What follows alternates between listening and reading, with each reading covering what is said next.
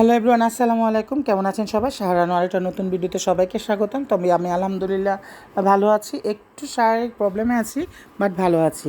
আর সকাল সকাল বসেছিলাম, পরে এক বড় ভাবি আইসা দিয়ে গেল, মানে আমরা নরসিংদীর বাসায় যেটাকে মুলকা বলি বা চটা বা দোসা, যে যেটা বলে সেটাই, সাথে কচুর শাক। মানে সকাল সকাল না খেয়ে থেকে যদি এরকম একটা চাপটি পাওয়া যায় তো বিশাল মজার।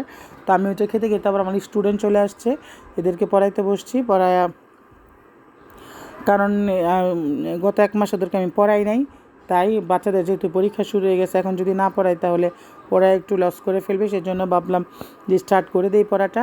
আর এখানে ওদেরকে ছুটি দিয়ে রান্না বসাই দিয়েছিলাম। রান্না করছিলাম বেশি না, মাছের চচ্চড়ি রান্না করছিলাম আর একটু ডাল ভুনা করছিলাম, কারণ যেহেতু মানুষ কম তাই এত বেশি রান্না করার কোনো দরকার নাই। আর এখানে যে আমি মশলা টশলা মাখা একদম পানি টানি দিয়ে দিছি হওয়ার জন্য। পরে ছেলে মেয়ে ছোটো ছোটো বাচ্চারা আসছে, বলতেছে চলেন আমের ভর্তা খাবো। ও না, সরি, আমি আবার ওদেরকে আগের দিন দাওয়াত করে রাখছিলাম, কালকে আমরা সবাই আমের ভর্তা খাবো। কার গাছ থেকে কে চুরি করে আম আনতে পারে, যেহেতু আমাদের এখানে আম গাছ নাই, তারপরও যে যেখান থেকে পারছে নিয়ে আসছে। তো এই যে আমিও নিছি, ও যে 3টা আম দেখা যাচ্ছে, আমার টার্গেট ছিল এই 3টা আম পারবো। পরে এই 3টা আমরা আবার বলে নিছি যাদের কাছ থেকে পারছি কী করার।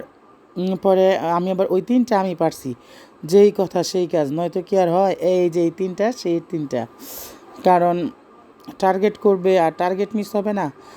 আমার কথা হচ্ছে, আমার যেটা হ্যাঁ সেটা হ্যাঁই, সেটা না না। তো এই জন্য অনেকগুলো আম হয়েছে, সবাই মিলে এক একজন 2টা করে দিচ্ছে, আমি 3টা করে দিচ্ছি। যেহেতু আমি একটু বড়, সেহেতু আমাকে 3টা দিতে হবে, সেজন্য আমি 3টা আমি দিছি। আর এখানে সব আম সিলাই টিলাই একদম কুচি করে রাখছে মেশিন দিয়ে। পরে আমি আবার এটা আবার আমাকে ভর্তা বানাতে হয়েছে, তাই আমি ভর্তা বানাইছি। আর আমার কাছে আমের শুকনো মরিচের চেয়ে কাঁচামরিচের ভর্তাটা বেশি বেটার লাগে, তাই আমি কাঁচামরিচ দেওয়া বানাই নাই। যেহেতু 10 জনের যে মতো আমাকে তো সেইভাবেই যেতে হবে, সেজন্য আমি শুকনো মরিচ দিয়ে বানাইছি। আর ভর্তাটা এত বেশি টক ছিল যে আমি খেতে পারি নাই। আমি টক খেতে পারি না, এটা আমার ক্যামেরার পাশের মানুষগুলো সবাই মনে হয়, যারা আমাকে দেখে তারা জানে আমার কাছে টক ভালো লাগে না। তো আমি এখানে মরিচগুলো আগে বেশি করে কুচলায়া তারপরে চিনি আর লবণ দিয়ে ভর্তাটা করছি, কারণ চিনি লবণ ছাড়া ভর্তার স্বাদ না, চিনি ছাড়া বিশেষ করে। আর আমি তো ঝাল খেতে পারি অনেক, বাট টক খেতে পারি না, সেজন্য চিনিটা মারছি। আর চিনির ভর্তা অনেক স্বাদ, সেজন্য কত চিনি দিছি দেখেন। তারপরেও ভর্তা আমার কাছে টক টক লাগছে, বিশাল একটা সমস্যা। আর সবাই আমাকে ঘিরে রাখছে ভর্তা খাওয়ার জন্য। সবাই বলতেছে, পরে আমার যখন নেওয়া দেখছে যে একটুকু ভর্তা খাবেন আপনি, আপনি এত কিছু করছেন। পরে আমি ভাবলাম যে 10 জনের মাঝে যেটা বিলি দিয়ে খাওয়া যায় সেটাই আসল মজা। নিজে একা খেয়ে পেট ভরার চেয়ে 10 জনের সাথে খেয়ে একটু একটু খাওয়াটাই আরও বেশি মজার। পরে খাইলাম সবার সাথে, সবার ভাগ ভাগ করে দিয়া। তো ওই ভর্তাটা অনেক টেস্ট হয়েছে, বাট এখন আমার বয়স দিতে গিয়ে ইচ্ছা হইতেছে খাও। পরে ভর্তাটা থেকে দুপুরে না খেয়ে এক জায়গায় চলে গেছিলাম, এক জায়গায় যাওয়ার কথা ছিল। পরে ওইখানে গেছি, যাওয়ার আমাদের বাসা থেকে বেশি দূরে না, ওই ফায়ার সার্ভিসের রুট দিয়া। পরে রাস্তার ভিউগুলো অনেক সুন্দর, আর আমি ভিউজের পাগল, সেটা জানে সবাই। আর মানে প্রকৃতির যেই ন্যাচারাল যে লুক, এটা আমার ক্যামেরা বন্দি করতে হবে, এটাই স্বাভাবিক। যাওয়া মাত্রই দিল শরবত ঠান্ডা ঠান্ডা, আর এই যে কত আইটেমের খাবার দিল।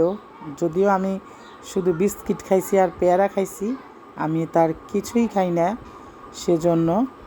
তবে আমার কাছে মেহমানদারি করার মানে আমি খাবো এটা না, করাটাই আমার কাছে বেশি সার্থকতা, মানে আমার ভালো লাগে। পরে একটা মিষ্টিও খাইছিলাম,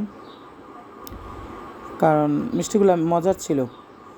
আর যেখানে গেছি মাধবদীর মিষ্টি আনবে তারা, মাধবদী বাজারই তাদের বাজার। তো খাইলাম মাধবদীর মিষ্টি। আর আমাদের মাধবদীর মিষ্টি একটু নাম আছে, বিশেষ করে তৃণাতে যে মিষ্টিগুলা। পরে ওইখান থেকে এসে দুপুরে খাওয়াটা শেষ করে চা খেতে বসছি। চা ছাড়া তো চলে না, যতই গরম হোক আর যতই জ্বর হোক আর যতই তুফান হোক আর যতই হিট গরম পড়ুক, আমার চা লাগবেই।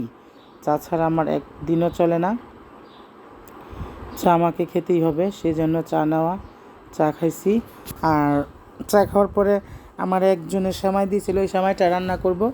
দুধ আমি আগেই নামায় রাখছিলাম ফ্রিজ থেকে, কারণ আর এই যেই সময়গুলো আমি রান্না করছি আগে একটু ভাপ দিয়ে নিছি, কারণ সময়টা যাতে একদম গলে যায়, সরি আস্তে আস্তে থাকে, সেজন্য আমি একটু ভাপ দিয়ে নিচ্ছি। কারণ সেমাই পানি দুধের সাথে মিশে গেলে সেটা খাওয়াই স্বাদ না, তাই একটু ভাপ দিয়ে নিয়ে সেমাইটা রান্না করছি। আর সেমাইটা খেতেও অনেক